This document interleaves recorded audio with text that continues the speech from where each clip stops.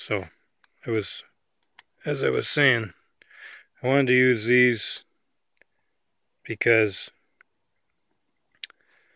their diameter isn't as big as the other ones, because I didn't want to stress the drivetrain too much, because this is only just a 2.5, and it's a pretty cool truck. Like, it's fun. It's not the fastest nitro I've ever had, but it is a lot of fun. The only thing I do wish that I could get for it would be, they don't make it anymore. MIP used to make a nice clutch for these Traxxas engines, an adjustable one with like different springs you can use in it and that. I would like to get one of those, but they don't make it anymore. And that's pretty annoying, because like these stock Traxxas clutches you get for these things, they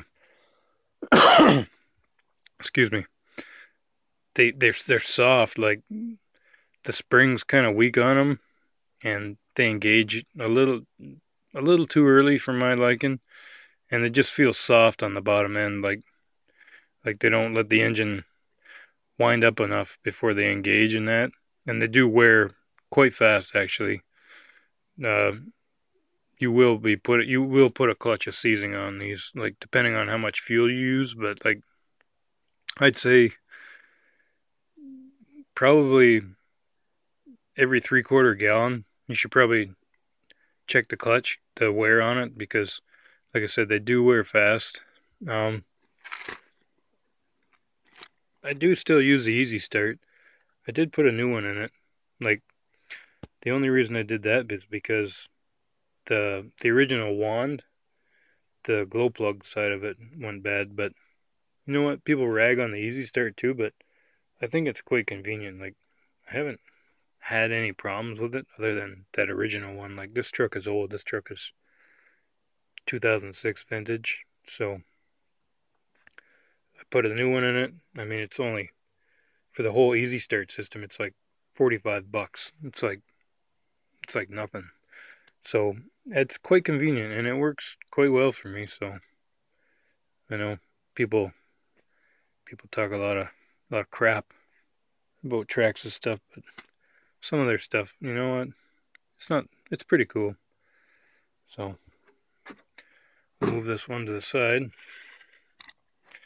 And this is a Kyosho Mad Crusher. I got this in the wintertime, and I'm on about tank 11 for this engine, which the tank on this thing is pretty big. They say it's 150 cc's, but I don't know. It's pretty big because it's had 11 tanks on it, and it's gone through about half a gallon of fuel already. So, but I'm telling you, this thing is it's starting to wake up now. 11 tanks. It's like it's pretty nice, this truck. Anyways, this is not the original body for this truck. This is a Proline GMC top kick body. The original body on this is like really nice. It almost looks like an old 70s Ford F-150, and it looks really nice. And I didn't really want to mark that one up and that, so I bought this one, painted it up. Pretty simple, just one green stripe and metallic black. But that's my basher body. But if you ever get one of these trucks, these Kyosho Mad Crushers, like, the quality is nice on it, but do go through and Loctite everything. Like everything. All these, where are they? These points, these pivot points for the suspension arms, I highly recommend Loctiting them. These ones weren't when I got this, and also the diffs, go through the diffs on this. It's not too hard to get to them, but go through them. When you take them apart, you will see very little grease in there, and then like very little grease on the ring and pinion, and like I mean like a dab of grease inside the actual diff itself. Like there is like next to nothing in these. So uh, I put 60,000 weight front and rear in it, and it feels pretty good. I didn't even drive it. I took it all apart before I even ran the engine just once. So they are ready to run, but I would highly recommend people going through these, any ready to run for that matter, to check over, save yourself a lot of headache. Also the wheel nuts, go through them. I highly recommend putting Loctite on these. They are serrated, but still Loctite them. What else? The shocks, I would recommend also going through these. They've got some funky oil in them. I mean, I don't know what it was. It was pretty weak. I put 45 weight in this truck, and I don't know what kind of shock oil they put in these from the factory, but not impressed with that. It's just did not smell good, and I mean, the shocks were like pretty much almost bottomed out the whole time. So go through that. The motor, the factory recommendations for the break-in on this are, I'll say, sketchy at best. It says like 2 tanks, and the thing is broken in basically. Not sure what they're thinking of on that, but that is, I don't know. I wouldn't recommend that. But the factory settings that it comes with, it is very rich, like very rich when you get this thing from the factory. It has 2 different,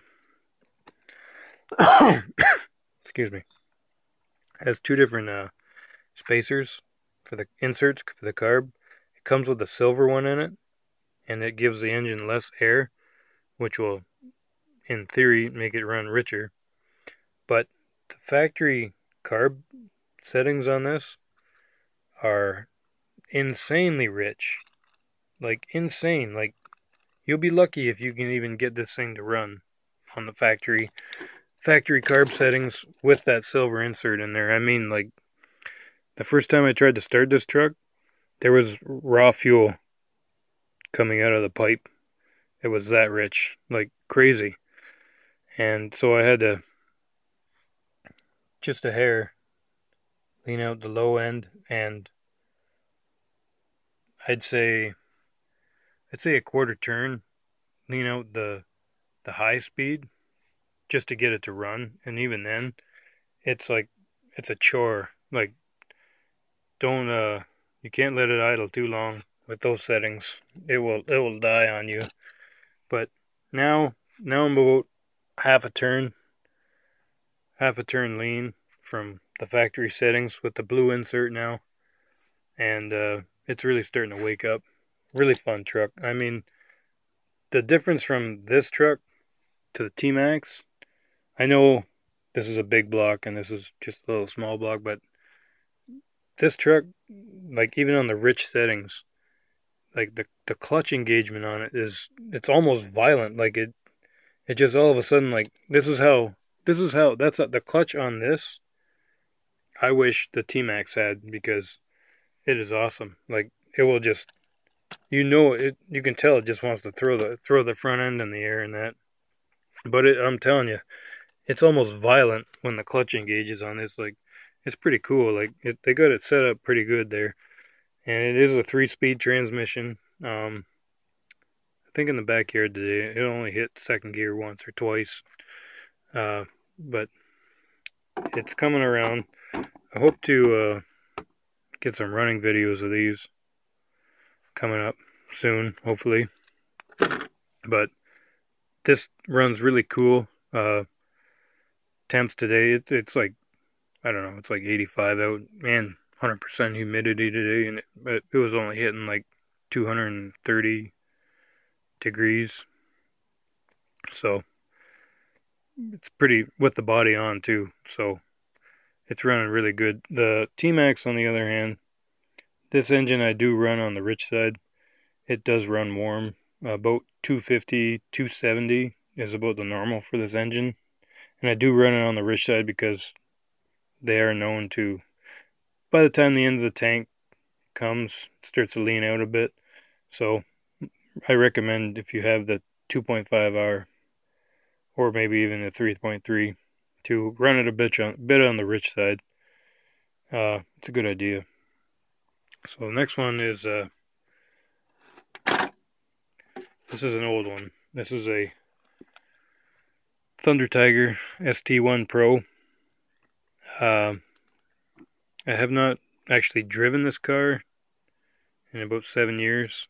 I did, however, last weekend, and I posted the video of it. I did, however, run a tank through it just idling on the bench. And I hope to get some servos in this and a receiver and a new receiver pack, and start running this one again. Like I said, it's only got 11 tanks through it, and it's a Dynamite 21 XPE. It's a rebranded Alpha engine, and Alpha's supposed to make some pretty good engines. I don't even know if they're still around anymore, but they were supposed to make some pretty good engines. It has a Dynamite 2081 pipe on it.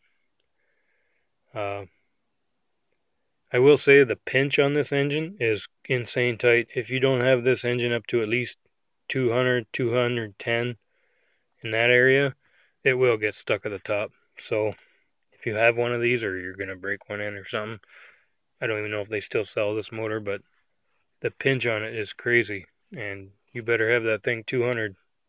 That goes for all like these nitros and that. When they're new, like probably the first gallon, always preheat it and that. Especially if it's like cold out. I'd say below 60 degrees, always preheat. It's a lot easier on it. A lot easier on the rod, and it saves your piston and sleeve a bit of wear. But these big block nitro, these serious ones, they have some crazy pinch in it, and it's not fun when they get stuck at the top. So you gotta have it at least 200 degrees. Nothing's been done to this. This is all stock, carbon fiber, everything. But this engine, you can tell when this engine is running. When I drove it last, anyways, you can tell it wants to go even in like a really rich setting. So, so that's about all for my collection of cars and rambling and that. So, a little bit about myself. I am a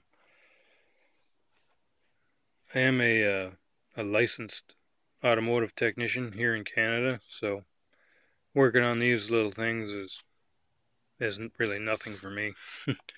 I don't not afraid to take anything apart.